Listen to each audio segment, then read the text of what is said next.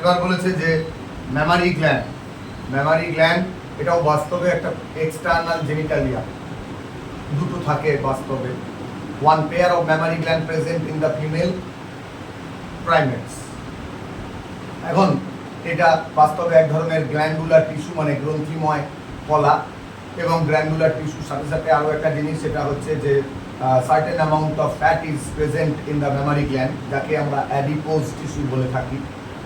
এবার বলেছে যে এই গ্ল্যান্ডুলার টিস্যু ডিভাইডেড থাকে প্রায় 15 থেকে 20টা লোবসে, এবং এই প্রত্যেকটা lobes actually contain a cluster of cells, মানে একটা থোকা কোষ সহযোগে তৈরি থাকে, এক থোকা, আঙুরের থোকার মতো ক্লাস্টার অফ সেলস বলা হয়, যাকে আমরা বলি অ্যালভিওলি বা অ্যালভিওলাই। এখন সেলস অফ দ্য অ্যালভিওলাই কি অ্যাকচুয়ালি সিক্রেট করে মিল্ক, এবং যেটা স্টোর করা থাকে হচ্ছে লিউমেন অফ দ্য অ্যালভিওলাইতে। অ্যালভিওলাইয়ের ভিতরে যে ক্যাভিটি তাকে বলি আমরা লিউমেন। এরপর বলেছে অ্যালভিওলাইটা কার মধ্যে ওপেন হয়ে থাকে? অ্যালভিওলাই ওপেন হয়ে থাকে হচ্ছে ম্যামারি টিউবিউলের মধ্যে।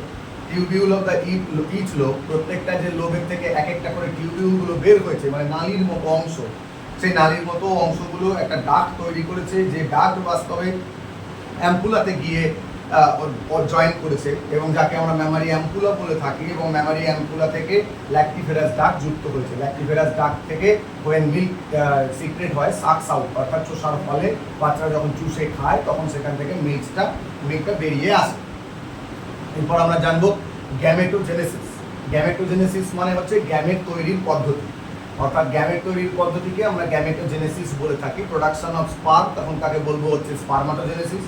প্রোডাকশন অফ ওভাম, তখন তাকে বলবো হচ্ছে ওজেনেসিস। এবার কি বলেছে? এবার বলেছে প্রথমে ছিল হচ্ছে স্পার্মাটোগোনিয়া, যেটা অ্যাকচুয়ালি 2n নিউক্লিয়ার, মানে ক্রোমোজোম নাম্বার যুক্ত ডিপ্লয়েড। স্পার্মাটোগোনিয়া অ্যাকচুয়ালি কোথায় ছিল? Inside the wall of the seminiferous tubule. Seminiferous টিউবিলের নালী ইনসাইড, ভেতরের দেওয়ালে।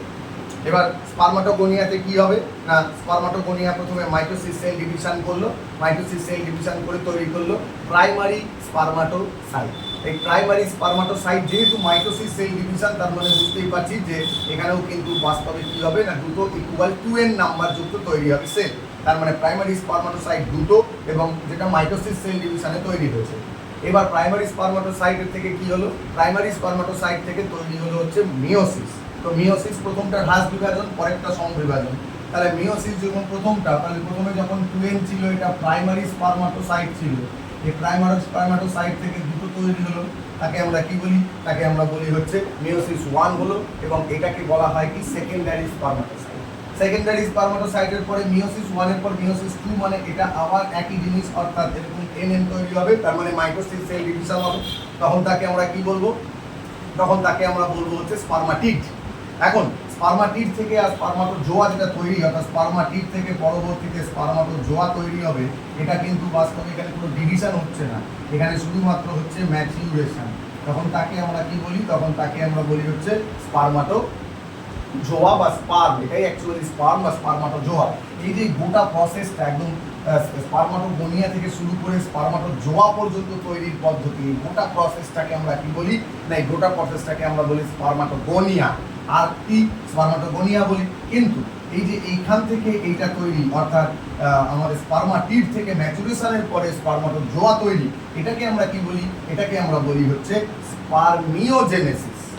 আর যখন সেমিনিফেরাস নালিকা থেকে সিক্রেট করে, তখন তাকে আমরা বলি স্পার্মিয়েশন। তাহলে স্পার্মাটোজেনেসিস, স্পার্মিওজেনেসিস, স্পার্মিয়েশন সবগুলো আলাদা আলাদা।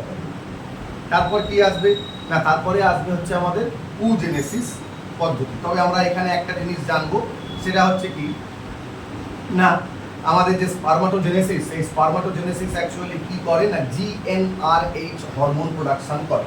তো স্পার্মাটোজেনেসিস পদ্ধতিতে তৈরি হয় হচ্ছে কি না, GnRH। তো গোনাডোট্রপিন রিলিজিং হরমোন অ্যাকচুয়ালি এটা। তো এই রিলিজিং হরমোন অ্যাকচুয়ালি কোথা থেকে? হাইপোথ্যালামাস থেকে নির্গত হয়, এবং হাইপোথ্যালামাস থেকে নির্গত ওই পিটুইটারিকে উদ্দীপিত করে। পিটুইটারি উদ্দীপিত হলে তখন দুটো হরমোন নির্গত হয়। পিটুইটারি এই কাকে খোঁচা মারবেন না, এই বাস্তবে দিবে হচ্ছে পিটুইটারিকে।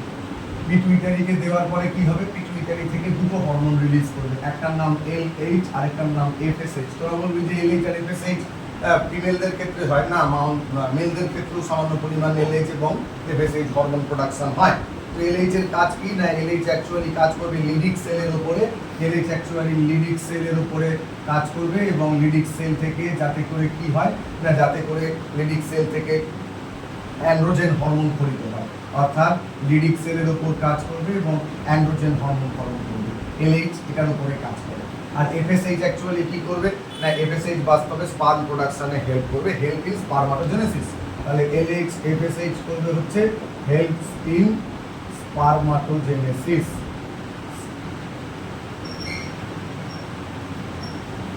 হেল্পস ইন স্পারমাটোজেনেসিস, এই হচ্ছে আমাদের কি না, এই হচ্ছে আমাদের স্পারমাটোজেনেসিস পদ্ধতি। এরপর যদি আমরা আসি, এরপরে আমরা আসবো হচ্ছে শুক্রাণু স্ট্রাকচার, অর্থাৎ যাকে আমরা বলি স্ট্রাকচার অফ স্পার্ম।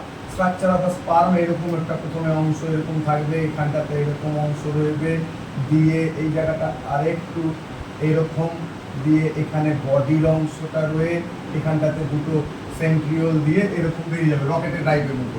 তো বাস্তবে এই যে স্পারমাটোজেনেসিস, স্পার্মের কথাটা আমরা বললাম, হেড একটা কাপ লাইক স্ট্রাকচার দিয়ে গঠিত, যাকে বলা হয় কি, যাকে বলা হয় হচ্ছে অ্যাক্রোজোম, এবং এই অ্যাক্রোজোম অ্যাকচুয়ালি একটা এনজাইম থাকে অ্যাক্রোসিন, যে এনজাইম বাস্তবে ফার্টিলাইজেশনে হেল্প করে। এবং তারপরে বলেছে হেডের মধ্যেই বাস্তবে কি থাকে না, হ্যাপ্লয়েড নিউক্লিয়াস থাকে, এদের স্পার্মের মাথাতে থাকে হেডে। তারপরে বলেছে কি না, এদের নেক যেটা গলা অংশটা খুবই ছোট এবং এখানে দুটো সেন্ট্রিওল থাকে, একটা সেন্ট্রিওল হচ্ছে কাছে, একটা দূরে, কাছেরটাকে প্রক্সিমাল, দূরেরটাকে ডিস্টাল সেন্ট্রিওল বলে দেওয়া থাকে। তারপরে আসছে এদের বডি অংশটা অনেক বড় এবং এর মধ্যে প্রচুর পরিমাণ মাইটোকন্ড্রিয়া ভর্তি থাকে, এবং মাইটোকন্ড্রিয়া ভর্তি থাকে যাতে করে শক্তি উৎপন্ন হয়। তার কারণ হচ্ছে এদেরকে সুইং করে অনেকটা দূর যেতে হয়।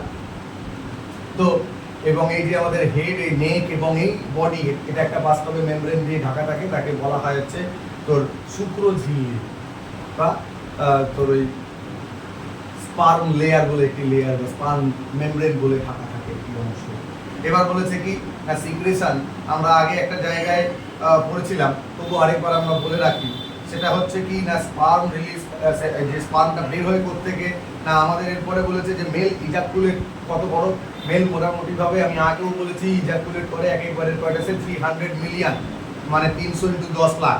তো তার মধ্যে মোটামুটি ধরে নেন যে 10%-এর মধ্যে 10% স্পার্মের হাই ভিগোরাস স্পিড আছে, অর্থাৎ এক্সেসিভ স্পিড আছে, বাকি 90%-এর এত স্পিড নেই।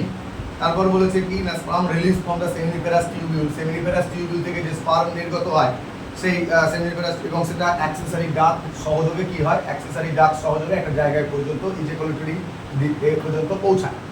তারপরে বলেছে কি না, সিক্রেশন, আচ্ছা এই যে এপিডিডাইমিস সিক্রেশন করে, কিছু একটা ভাস ডিফারেন্সিয়া সিক্রেশন করে, সেমিনাল ভেসিকাল সিক্রেশন করে, প্রোস্টেট গ্ল্যান্ড আছে, কাউপার গ্ল্যান্ড আছে, এগুলো সকলে মিলে একটা সেমিনাল প্লাজমা তৈরি করে এবং যেটা বাস্তবে মূত্রনালীকে পিচ্ছিল করতে সাহায্য করে at the time of copulation or coitus. এরপর বলেছে কি, সেমিনাল প্লাজমা আর স্পার্ম এদেরকে একত্রে আমরা কি বলি না, সেমিনাল প্লাজমা স্পার্মকে একত্রে বলা হয় সিমেন, এবং সিমেনের মধ্যে প্রচুর পরিমাণে ফ্রুক্টোজ প্রেজেন্ট থাকে। এছাড়াও থাকে হচ্ছে স্পার্ম, এবং এর মধ্যে থাকে মিউকাস, এবং ফ্রুক্টোজ সহযোগে অন্যান্য প্রোটিন এবং এনজাইমও প্রেজেন্ট থাকে। তো